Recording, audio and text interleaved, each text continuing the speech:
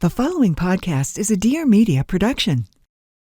Guys, we are celebrating so much today. Okay, another solo podcast. Welcome back to probably podcast my angels on this earth. So literally right before producer Courtney walked in, my truck got delivered and I'm about to blast this shit on Instagram like you've never seen before. But this episode will come out in a couple weeks, so I can just go ahead and spill the beans. I got the cutest, the coolest, this like classic truck. So it's a 1971 Ford Classic, a Ford F-150. Oh, and also it's like the cutest color blue. It's like a color top I would buy.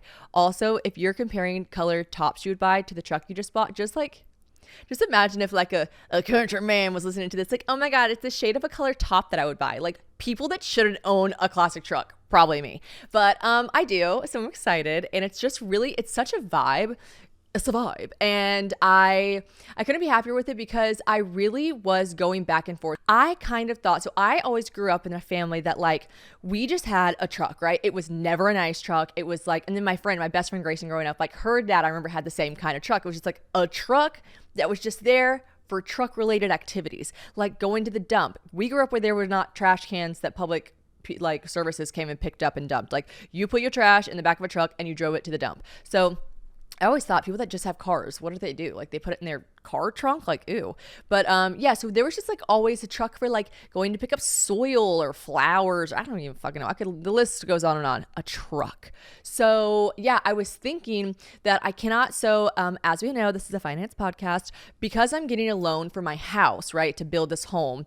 The bank no liking me taking a loan out for a car. They're like, hey, stop borrowing money. And I'm like, hey, all right. So, and I still have my boat. I still have a couple payments left on my boat. So like, I'm just like a little tied up at the moment. Okay. So I decided that I needed a car because I sold my G-Wagon, dream baby, dream car, really sad. But at the end of the day, it was a fantastic financial decision. I barely lost any money on the G-Wagon, which is unheard of. Like you don't make money on cars. And technically I didn't make money on this, but I definitely like made out like a bandit. And that was a great decision. And I'm still standing by it. And I'm really happy I did it. Plus like, me and the G-Wagon, we had our moment. We were buddies, we were pals, and we did what we needed to be done. So the stars and everything are gone. But I basically was thinking, okay, I have to have a car. So I was like exploring other options. Renting was kind of expensive.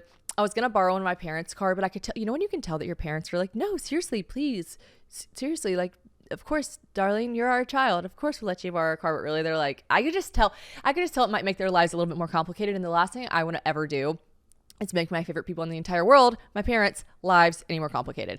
So I was like, you know what I'm going to do? I'm just, instead of going and spending, I had like a number in my head, right? Like I had a number that I was willing to spend on this truck that wouldn't like deplete me in a way that made me feel bad.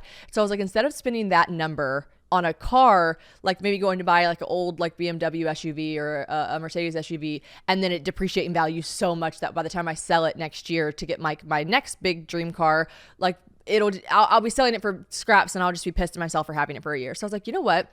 I'm going to spend that money that I'm, you know, like succumb to, what's the word I'm looking for? I'm resolved. I'm at resolve with it. Like I'm resolved to spend this money anyways. I'm going to spend that on a truck and then I'm not going to sell the truck. I'm going to keep it. It's going to be like my truck. I'm buying a house in the suburbs. She's a country mouse. Like, why wouldn't I have a truck just at my house? So I'm going to buy a truck and it's not going to be a nice truck. I had originally decided this truck would just be like a 2014 something or another that just had a bunch of miles. I didn't care because it was just going to be my dump truck. So anyways, I decided on that. And then out of nowhere, the Instagram gods literally presented me with this classic, gorgeous, like I said, baby blue 1971 classic truck that's in fantastic condition because it was just redone and they have like all the paperwork and everything. And it's basically these people that were moving away from Florida, couldn't take the truck with them, wanted to like get it off their hands. And I'm like, me. And a girl reached out to me, was like, I saw your like Instagram saying you wanted to buy a truck. My friend's selling a truck, her and her husband. I was like, oh my gosh, perfect. I see it immediately.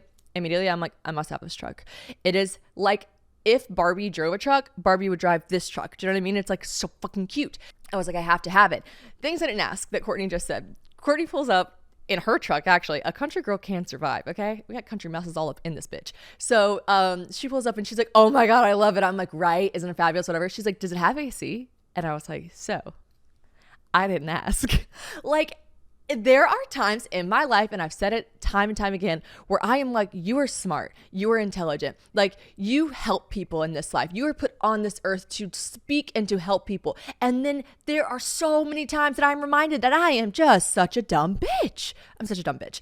Okay. So I was like, I didn't ask. And then I was too embarrassed to ask after I didn't ask and I already wired them the money. I was too embarrassed to be like, by the way, BT Dubs, does it have AC? So it gets really motherfucking hot here in Tennessee in the summer as well. I'm sure as it does in Florida. So part of me was just like holding out like there's no motherfucking way that they do not have AC in this truck in Florida. But it's also a classic. So who knows? It comes. I turn it on. Blasted with AC. Love to see it. Oh, it felt nice. Ooh, it was great. So yeah, it has AC.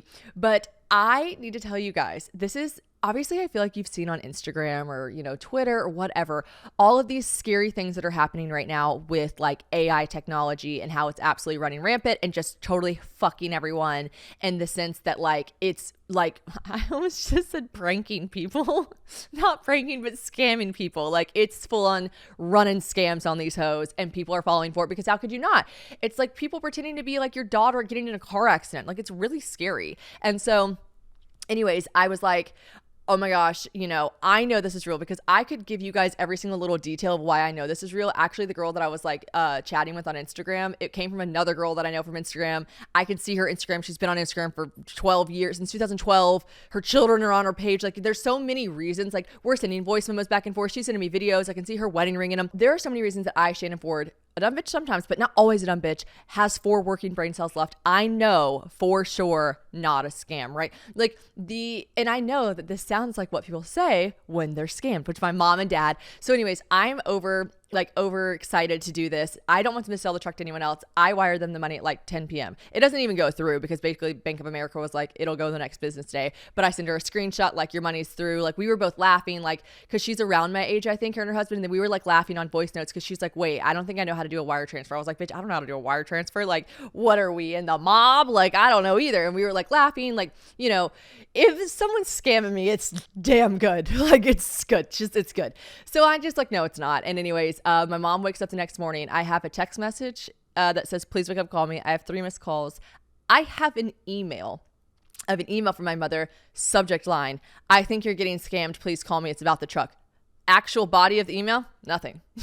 Just the subject line said that. Like, fucking moms, man. Like, what? I'm like, okay. So I begrudgingly pick up the phone and call my mom. I'm like, hey, mom. She's like, honey, I don't feel good about it.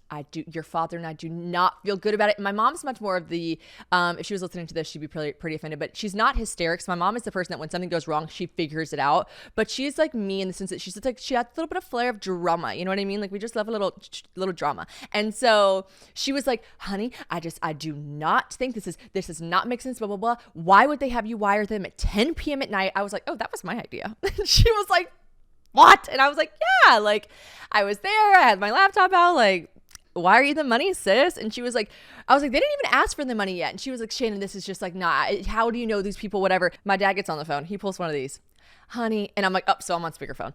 Honey, yeah, I mean, you do know these people. And I was like, not technically, no, but she's very active on social media. I feel like I know her at this point. She's really relatable. I really like her. I think we'd be friends.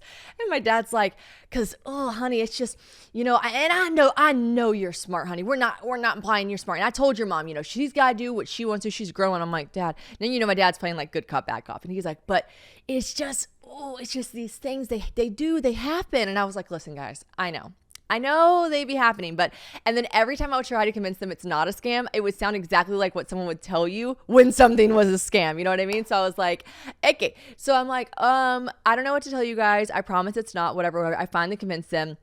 I send the girl a voice note. Now, obviously, because like I am logical, the back of my brain's working a little bit like, no, this would be crazy, right? This would be so fucking crazy if this is a scam. It's obviously not a scam. I send her a voice note being like, I just had to convince my parents, hee hee ha ha, that you're not an AI person tricking me. And she was so sweet. She sent me a picture back of her older kid. And she was like, Mommy's not a thief. I promise. And I was like, this is so cute. They're obviously not scamming me.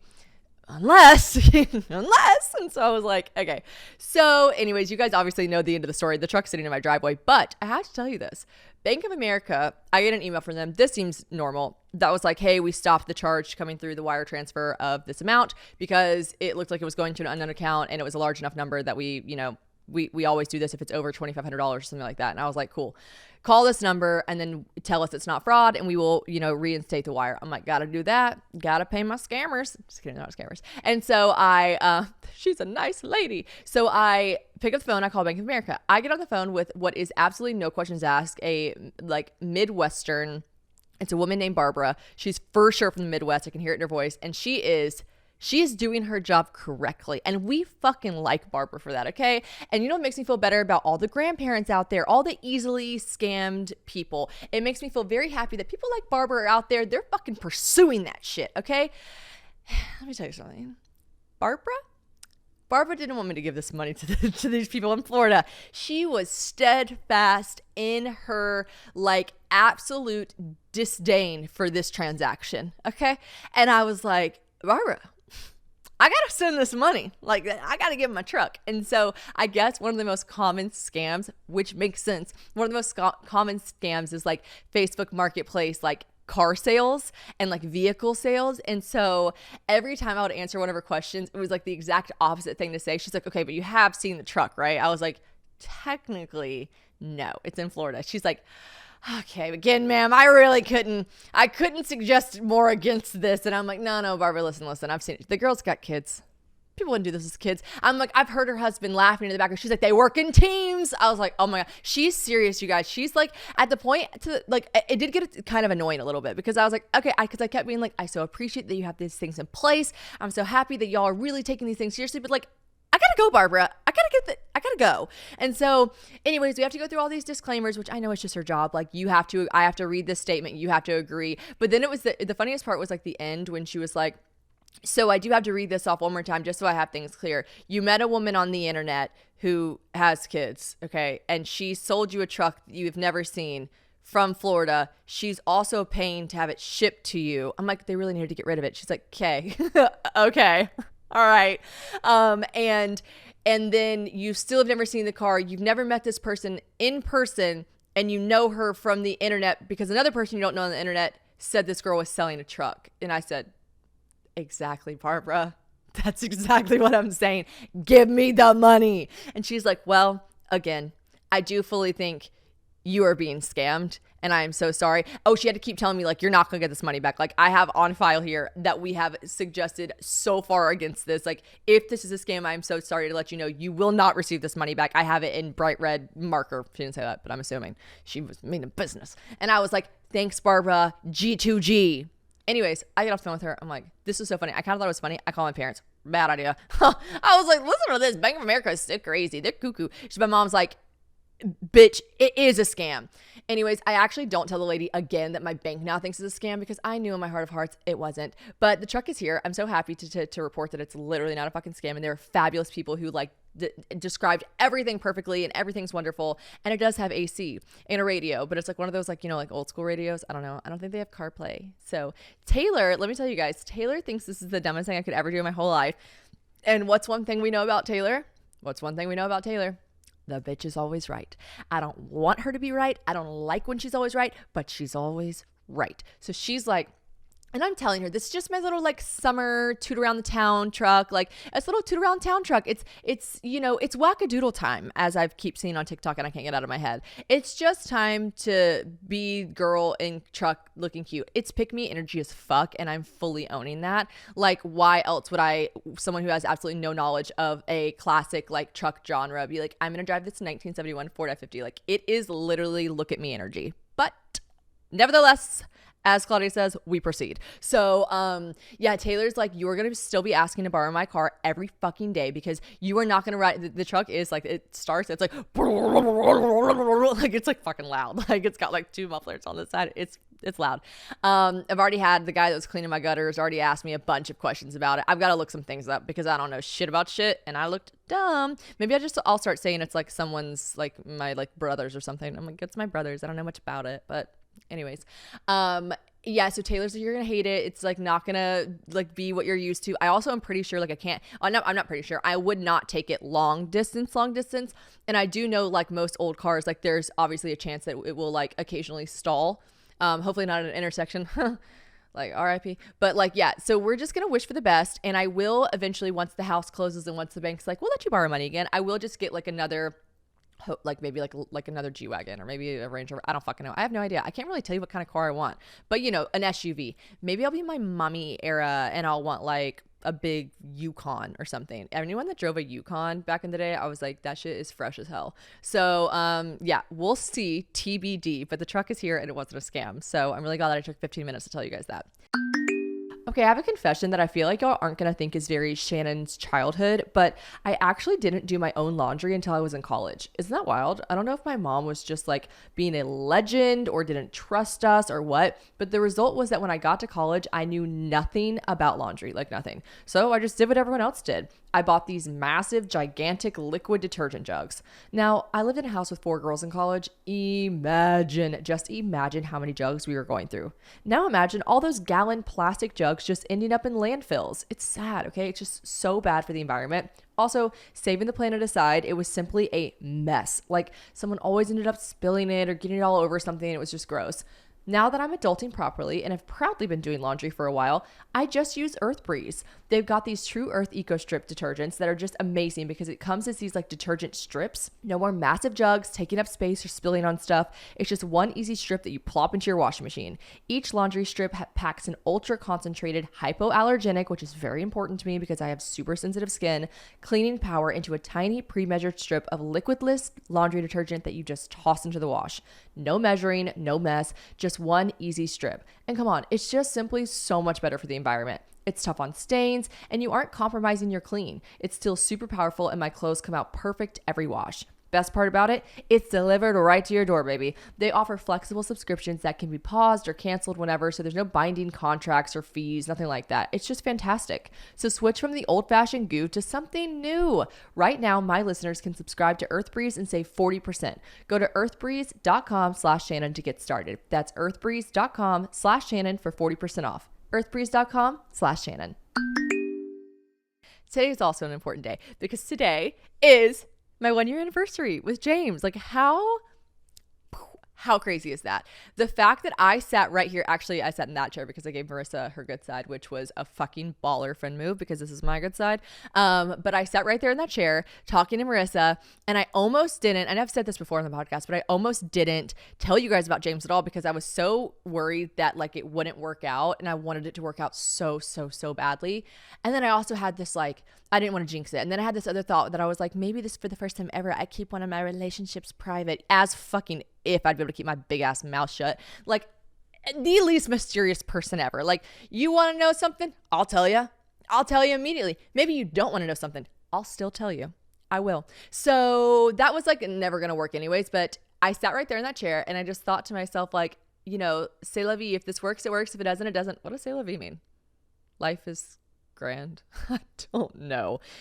Producer Courtney's reaching for her phone. She's looking it up. C'est la vie. I basically just had this mentality where I'm like, it is what it is. I'm either going to like, this is going to work and it's going to be beautiful or it's not. And I'm going to be better for it because like this man is amazing. So I can't believe a year later, I'm just sitting here and we're just like chit-chatting about my boyfriend that I've been dating for a year who's like currently trying to get a visa to move here. And I'm building a house in Franklin next to my best friends. And I'm just like, what the fuck? All the stuff that can happen in a year. What does c'est la vie mean?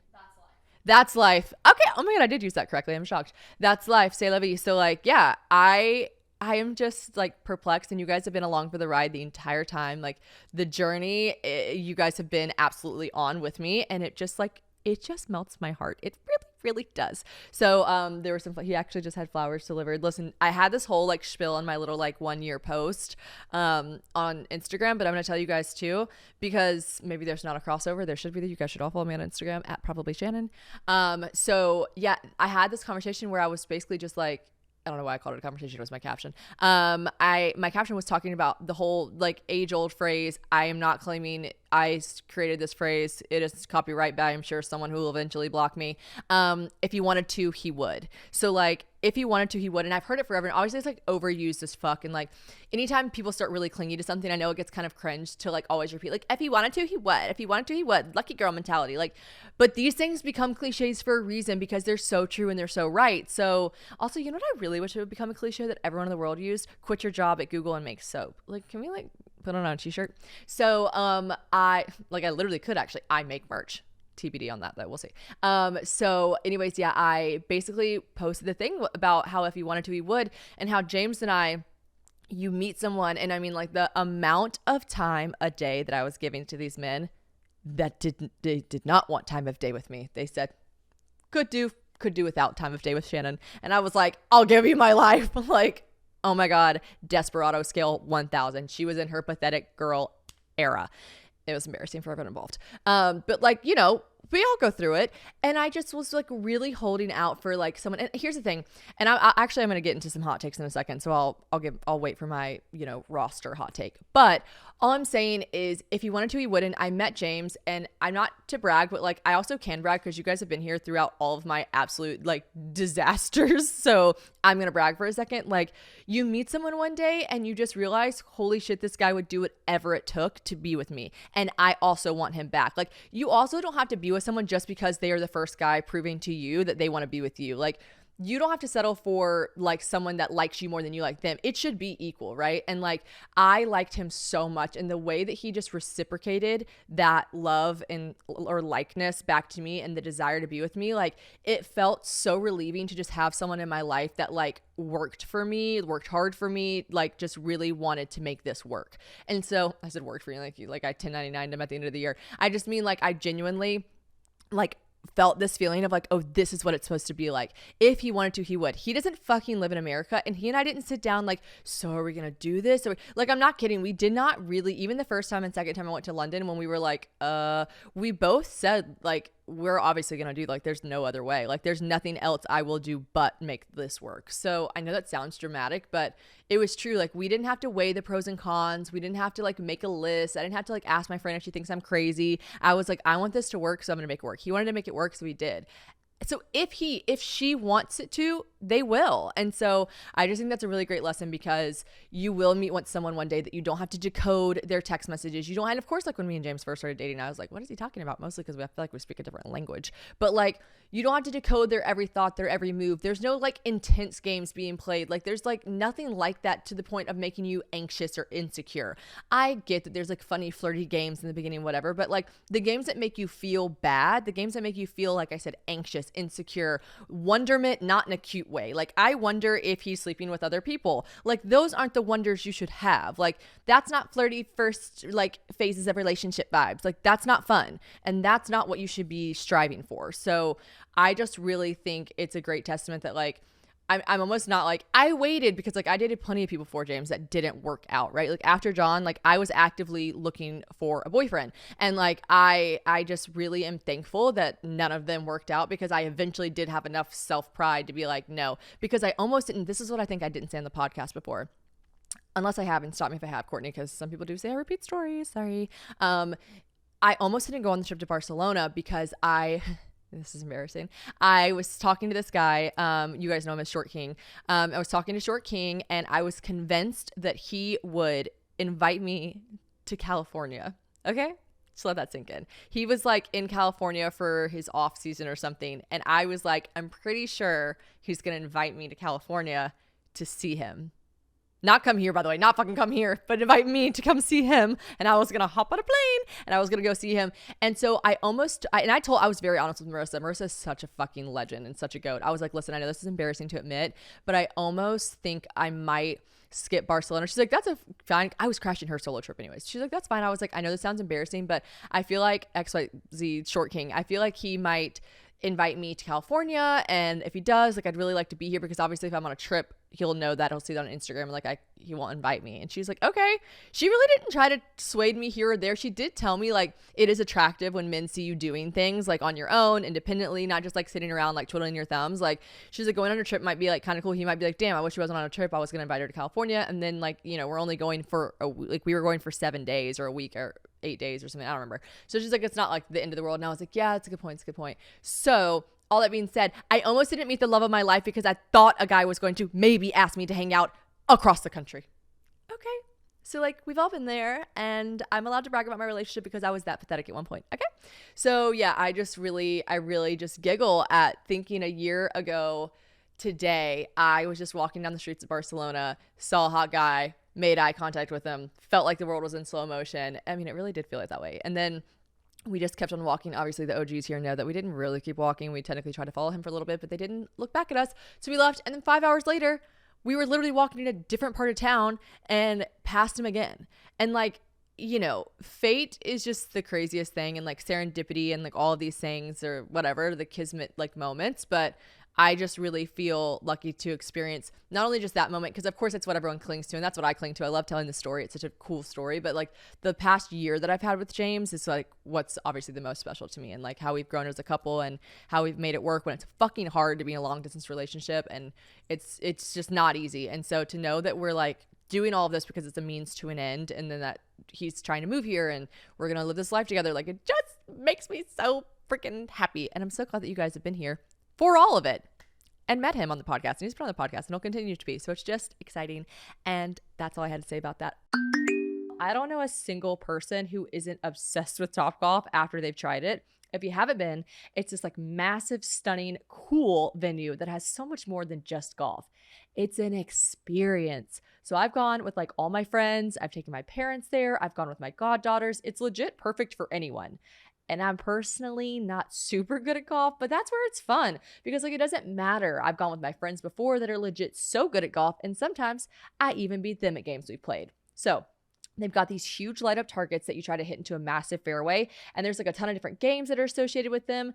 And another thing that I try to do is convince all my friends who are really good at golf, you know, those ones I mentioned, to come with me on Half Price Tuesday. It's so cool. Literally every Tuesday, gameplay is half off. So you get more play for less pay, baby. Some exclusions apply, but you can read all about that on their website. So I get them there for the half price gameplay, and then they help me with my swing, teach me more about golf and all that jazz. They got music pumping, amazing food and drinks that get delivered right to your bay.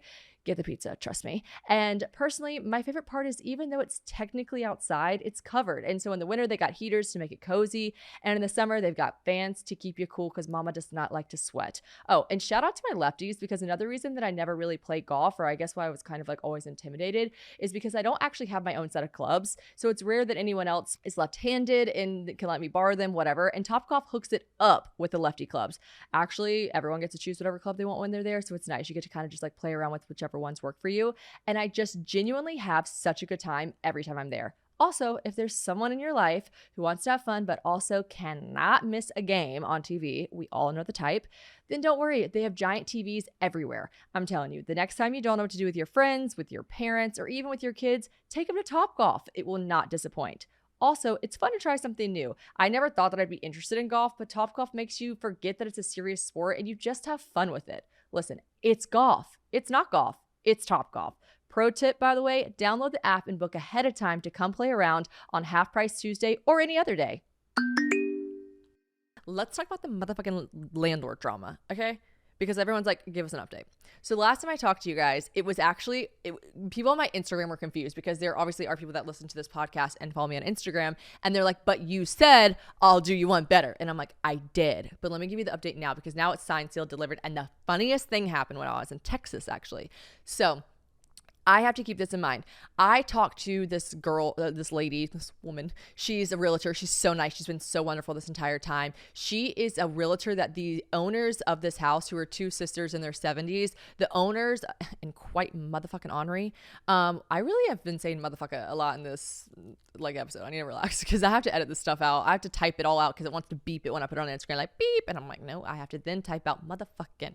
Anyways, okay, so I think they're pretty ornery. Okay. And if you don't know what that means, Google it. It's just, they're just not in a super happy place in their life, I guess. And someone like shit in their shoe, that kind of vibe. at all times. So I never speak to the owners. I know who the owners are. I know when I moved in, there were a couple of things like, I don't know if I told you guys this, but like there's just been a couple of things that like they have left like a shit ton of stuff in the garage. And I just kind of was like, hey, like this isn't a beach condo that I'm renting for the weekend on Airbnb, like where you get to have an owner's closet. Like you have to move your stuff out. Like I need to park my car in here. It's dangerous to have free standing doors in here and like all this other stuff.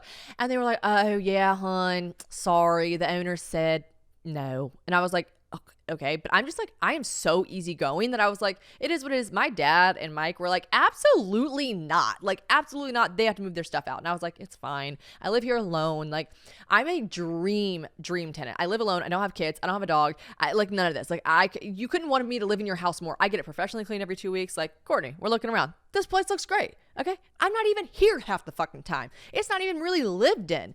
And so, anyways, I basically asked them, whenever I did the whole, like, I'll do you one better thing, I basically, redid my tracks a couple months ago and said, can I actually stay till June? And I like wrote this letter being like, I'm a single, I mean, I made it the biggest sap story ever, which to be fair, all of it's true. I was like, I'm a single 28-year-old girl. I've poured all my time, energy, money, and effort into this house I'm building.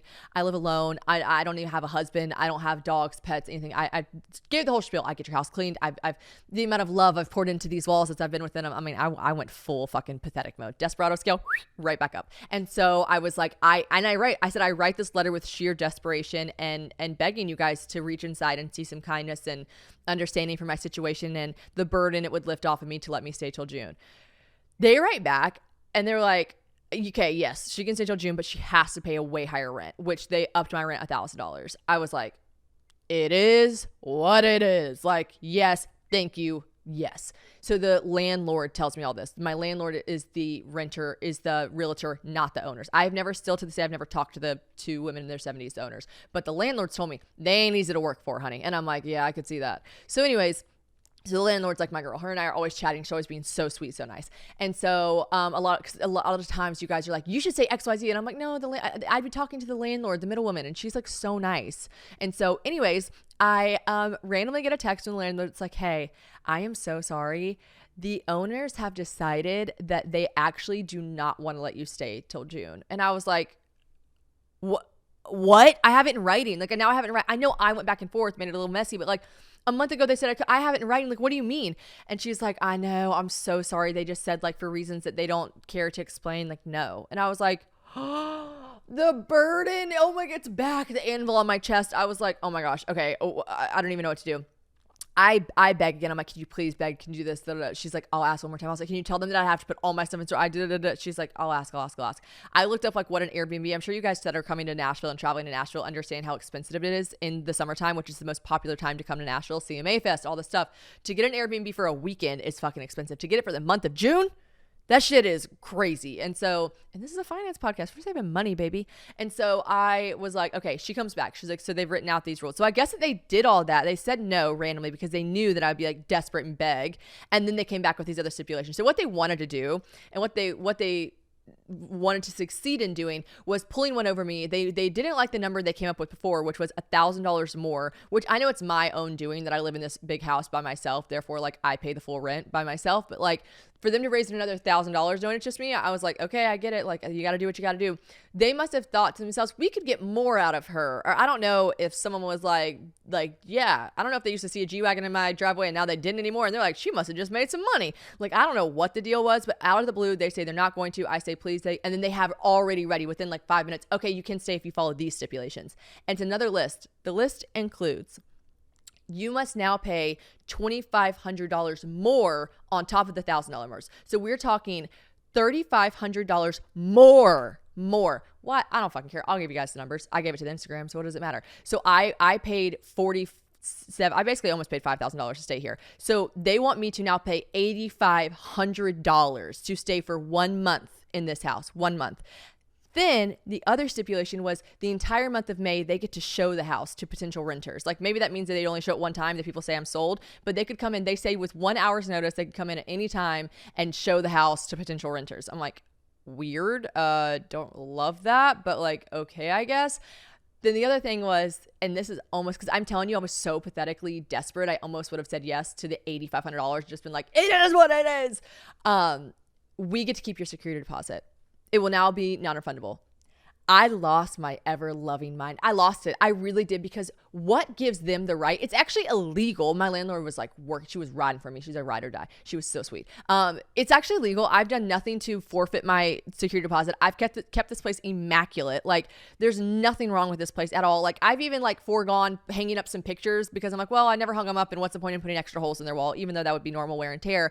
I mean, what gives them the right to think they get to keep my $5,000 security deposit, making the amount that I would be spending to stay here upwards of $15,000 for 30 days. Like, I lost it. My parents, when I called and told them, I haven't heard my dad that mad in a very long time. Like, they were like, who the fuck do these people think they are? And I was like, I couldn't agree more.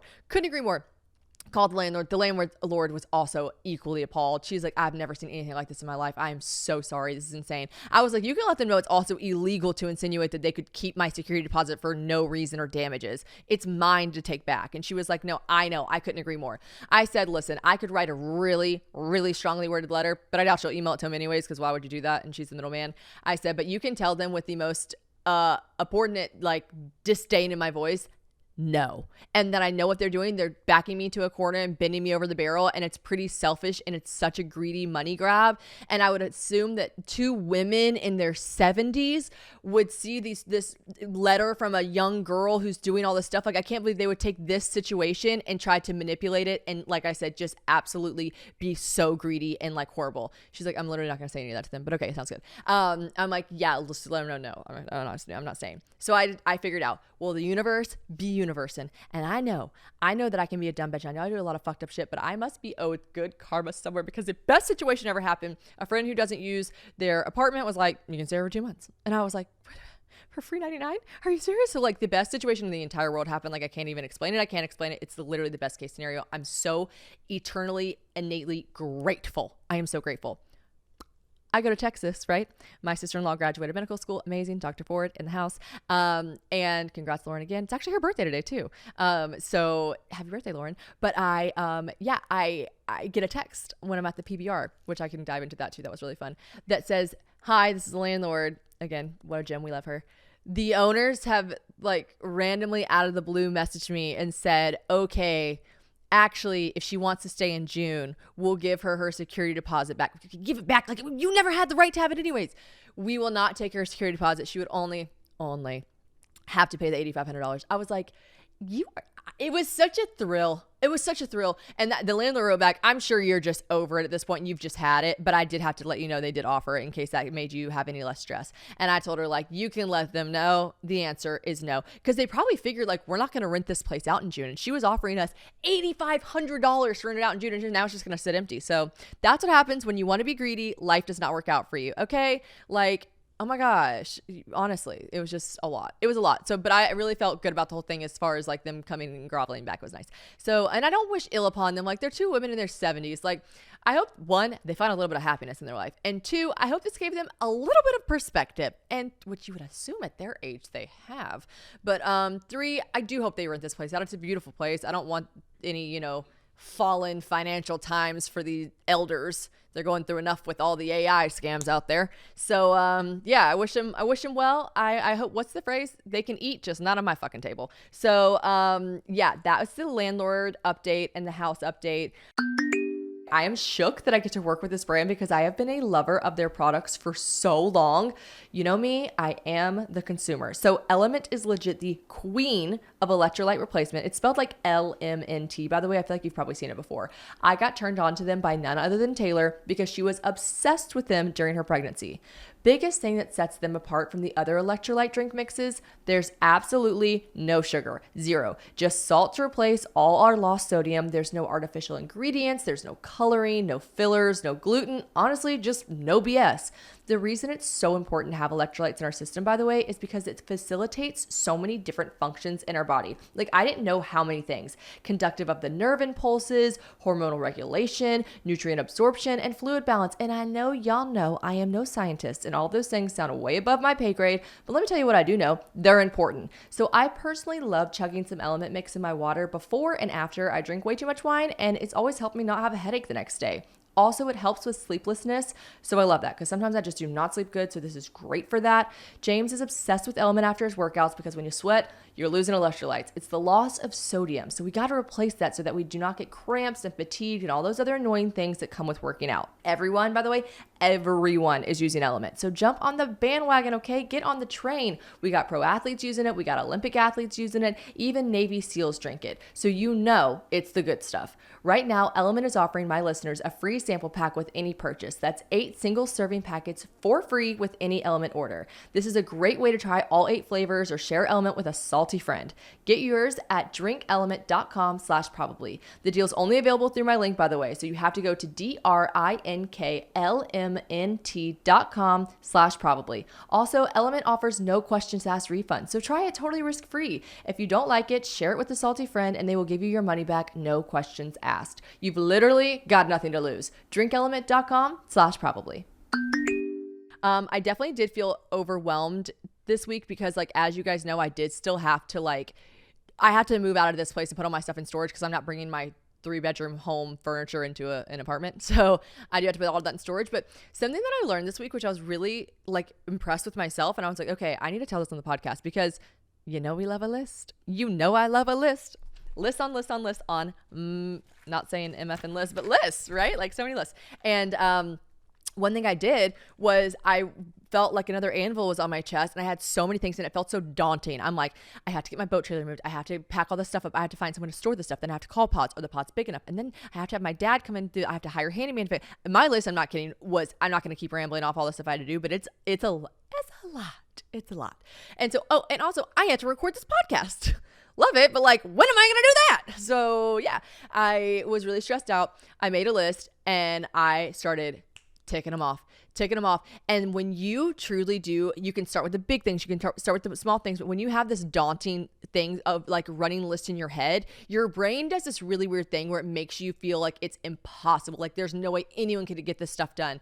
But when you write it in a piece of paper and it's tangible and you can see it and you literally physically cross things off, it's crazy how much you're like, oh my God, wow. And I was calling my mom, I knocked off 3 things off the list today. She's like, you go, girlfriend. I'm like, I know. So I could not express enough. If you ever feel like things are so daunting, and I even thought to myself, how could I even write a list? The list of things to do is so long. I wrote it. It was long, but little by little, I'm like, oh my gosh, I have a little, and I wrote silly stuff down, like pull jet ski out of garage. That technically isn't a thing I have to do. I just literally have to open my garage and pull the jet ski out for my dad. But I wrote it down because I was like, another thing. And it really helps. It really helps. So that was a nice little tidbit. I know you guys know I love a list, but this time even the list maker master was like, what are we going to do? And we did that and it was very helpful. Me, myself, and I. Okay. Also, I hired a bookkeeper. This is a financial podcast. Okay. And I just want to employ all of you guys, implore. I don't know.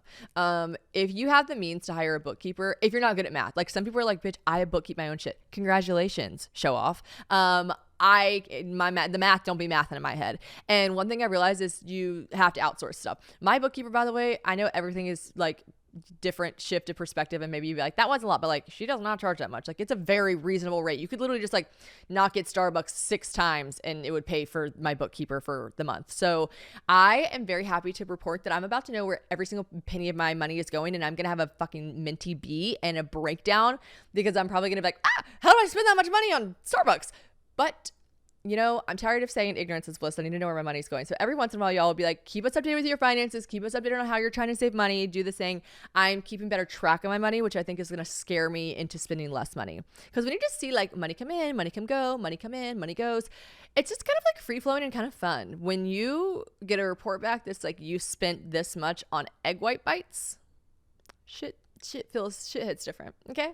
You're like, that's crazy. That's insane. So we're doing that. And that's a little update for my finances. What else am I doing? Oh, I have a hot take. I have 2 of them.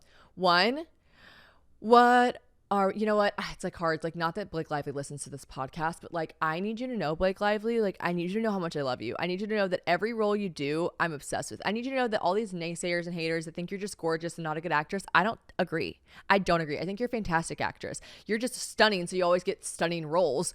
But you're a really good actress. I've seen her in roles where she's not the prettiest girl next door in the world, and she fucking crushes those too. I think she's an incredible actress. Stunning, fashion icon, all of the things.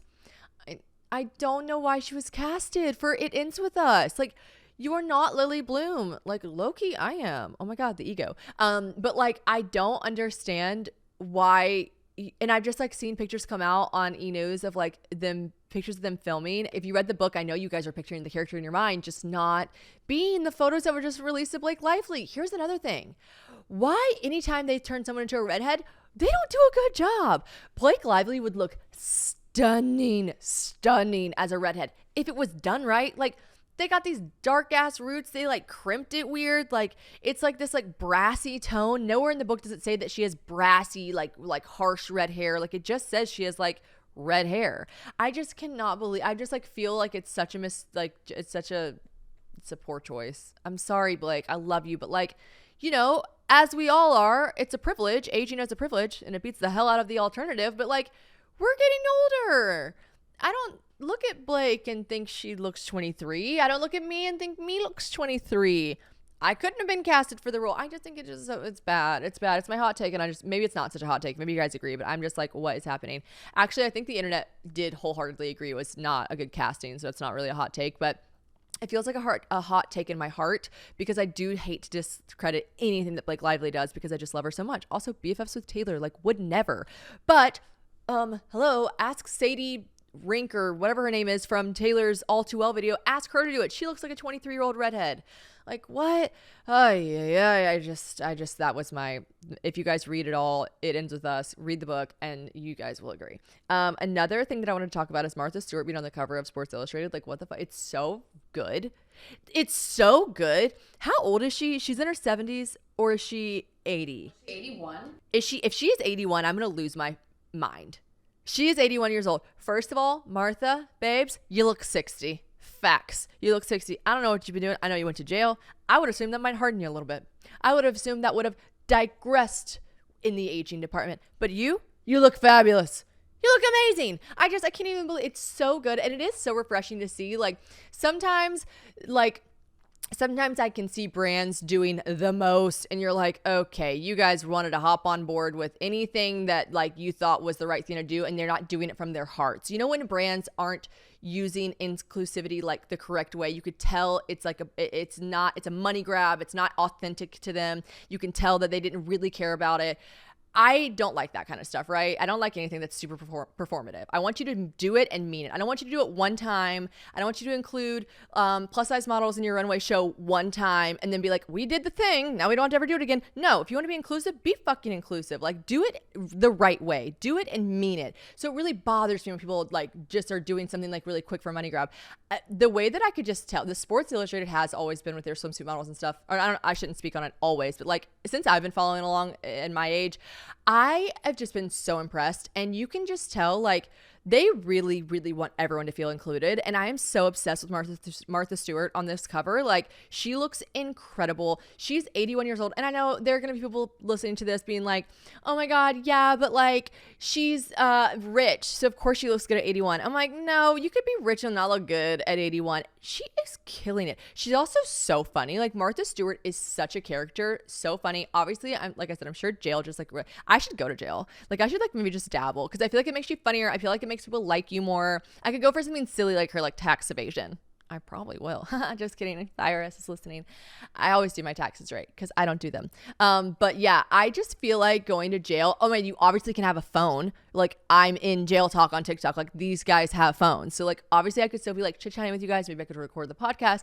I feel like it'd be really good for my brand if I went to jail. For again, something like silly goosey, like nothing crazy. Just good for you, Martha. Good for you, Martha. Good for you, Sports Illustrated. I was really, really obsessed with the cover and I really like what they were doing. Guys, as if I have to convince any of y'all to watch the Kardashians, but nevertheless, the world's most famous matriarchy is back for the most intimate look yet into the family's empire. When I tell you I've been waiting for this new season like you wouldn't believe. On the edge of my seat with bated breath, I have been obsessed with the Kardashians since high school, and my obsession is just really only growing deeper and deeper because they're sharing more of their lives with us. You know what I mean? That's why I love them so much. They just share everything. They're like me, oversharers. Honestly, it's like we're all growing up together. Also, the previews for this season have me laughing. Like, they're on their funny game. I'm seeing like clips of Chloe, seeing clips of Kylie, and they really are just making me giggle. They're tickling me pink. And apparently this season is going to heavily focus on sibling rivalry, which I'm dying to see play out. I keep seeing things about Courtney's wedding, Kim's Dulce ad, and I'm just so curious. Like, I gotta know what happens. I'm also really happy that we're gonna be seeing more of Scott, Kylie, Courtney, and Travis. Honestly, it's just amazing that a family can be so stunning, so rich, so famous, and so successful, yet somehow maintain such relatability. Like, that is just why we love them. At the end of the day, they're still just sisters and daughters, wives and aunts, just like the rest of us. I am pumped for this new season of the Kardashians, and you're going to hear me talking about it more and more, recapping my favorite parts, etc. on the podcast. So don't miss season 3 of the Kardashians. New episodes on Thursdays, only on Hulu. Okay, so what else do we have on the docket here? You know, I love to write notes. Oh my God, I've almost forgot to tell the story 3 times. Okay, producer Courtney was about to remind me. Okay, I forgot to tell this story about Stagecoach. How I forgot to tell it when Margot was here. I think I was just like obsessed with everything Margot was saying, and I just like, it was like, I'll tell that on a solo pod, and then I forgot to. Okay. This happened at Stagecoach, and I have to tell y'all. Okay, so we're at Stagecoach. We have subtle flex. We have like artist VIP passes or whatever. So we have this like designated area that's like, and actually I'm pretty sure a lot of spots in Stagecoach and Coachella, which obviously they're held in the same place. I think a lot of places they do a good job of not having. Obviously they have porta potties most places, but there's designated areas for any wristband that are like nicer porta potties, and you know the kind. It's like this trailer. You open the doors. It's like they have them at weddings sometimes now. Do you guys know what I'm talking about? They're like fancy porta potties. They're like royal porta potties or whatever they call them on the side of the trucks. But you walk into this white trailer and it's like stalls actually. And then there's a sink with a mirror. They're not always air conditioned, but sometimes they are, and it's nice. And anyways, it was that situation in this little like backstage area at Stagecoach. I walk in and things are going awry, right? And we're not just talking about no toilet paper left. People are like talking. People are like trying to figure stuff out. There's 4 stalls. There's enough room for probably 4 people in the stalls, right? Obviously, because one at a time. And then there's like this middle area where there's a sink and there's a mirror. And there's 3 people in there, which is about capped off at what you can have. And they're saying this lady can't get out of the bathroom. I'm like, what do you mean? They're like, she's locked in there. And I'm like, what? No way. The door goes ceiling to floor, right? So you can't like see above, you can't like peek above the stall, right? I'm like, what the fuck? I'm like, how long has she been in there? They're like, I don't know. The girl's like, I don't know. I cannot open the door. She leaves. Again, these people back there, these aren't like Stagecoach goers, like just like patrons of the festival. These are, because we're backstage, it's a lot of people that work. So I don't think people were trying to be cruel. I just think people were like, I don't know. I couldn't get it open. I got to showtime. I gotta run. So like this girl says that and then she leaves and I'm like, what? And then this other girl was like, yeah, like she can't get out. And then she leaves and I'm like, I'm talking to the lady now like, hey, like, can you move the door this way? I'm perplexed that this door really is just like shut. I'm like, okay, no one's pulled it hard enough. They didn't want to be like those people. I'll yank it open. And so I go, can you hold my purse to the one girl that's left now? And people are trickling out of the stalls, kind of like looking what's going on, being like, weird. Oh, this is so weird. But everyone's kind of just like coming and going. How long has this lady been in there? Like, she sounds older, not young. She sounds older. I'm like, what is going on? So I'm like, hey, ma'am, can you hear me? She's like, yes. I'm like, so I'm going to try to pull really, really, really hard. So don't jiggle the doorknob right now. Okay. She's like, okay. I grab it. I all my weight. That shit doesn't it doesn't budge. It doesn't budge. I was like, so that didn't work. She's like, she starts muffling like I can see that the doorknob has 2 screws. If I can, because she goes, are there screws on your end? And I go, there's no screw. I mean, there's no way to like get this door open. I'm like, I don't see any screws on our end. And she's like, I see 2 screws. Like if you hand me a Phillips head, country mouse, I know what a Phillips head is. Do I have one at Stagecoach? No, it wasn't on the approved backlist. So I left it at home. I was like, I don't have one, but someone that works here, I'm looking at people like, can y'all get someone? And someone does say, we called for help, but they're just like, it's been a while. And I'm like, how long have you been in there? She's like, 15 minutes. Y'all, it's fucking hot. It's hot. I'm realizing this lady isn't like a spring chicken. I'm like, we're going to get you out of there. Kyle, who went with me to the bathroom, is probably so confused why it's taking me so long. He's probably like, what festival shit is she taking right now? So I'm like, we're going to get you out of here. I'm like still juggling the door. I get my ID. Dumb. Like I literally have like a gift card in my Chipotle gift card. But what did I use? My government issued ID. I'm now trying to like pop the just actual door jam part of things, like the lever of the door opens door. What is there a word for it? Whatever, it doesn't matter. You guys know what I'm talking about. The part that you would stick a credit card in to try to open a door. It is like fucking up I have to use my passport now when I go to the airport because it won't like stick into the little like ID reader slot. Every time I've tried now, they've been like, you need to get a new ID. I'm like, great, that's what I want to do. Go to the DMV for trying to save someone. And so I tried that to no avail. Finally, I realized that through the stall next to her, it doesn't go from floor to ceiling. You could like hand someone toilet paper underneath. That part's really small. She couldn't squeeze through that. But above is enough space that I could like grab her and like help her, like grab her hands and help her come over the other stall, and then she could exit with the door that's open and then just leave it. As I'm about to do that, I'm like leaning myself, about to like look over into the stall. This guy comes. He's like here to help. I'm like, oh my, thank God. I've exhausted all options that I have. He comes, y'all. I really say this with like, I don't want to. I feel so bad for this lady, but also like, what? I was like, oh my gosh, help has arrived. He's here. People are cheering. Woo, woo, woo. Everyone thinks I'm related to this woman. They're like, is she your mom? I'm like, no. I just like, no one was helping her out of this toilet situation. She's stuck in here in this hot toilet. Like, who isn't helping? And so the guy comes, he has this tool. He immediately opens the door. It like it locks it, whatever mechanism. It opens. Y'all, she's standing there with her pants around her ankles. And she's like, and the guy goes, oh, sorry. And she's like, oh, I'm like, oh, ma'am, you had so much time. You had so much time. What did you think was gonna happen? You know what I mean? Like, I was just like, it's hard to feel bad for her. It's really hard. I'm trying so hard because she wasn't our grandma's age and she wasn't our mom's age. You know what I mean? By our, I mean like if you're my age, 29. She was like in between my mom and my grandma's age. So obviously like not super young. So I was just like, what? Oh my God. Of course we closed the door back right away. We're like, oh, get dressed. What? Why hadn't you? So weird. Odd. Also, the whole time we were talking, you didn't have pants on. So weird. Anyways, she comes out. She thanks me so much. I'm like, thank God.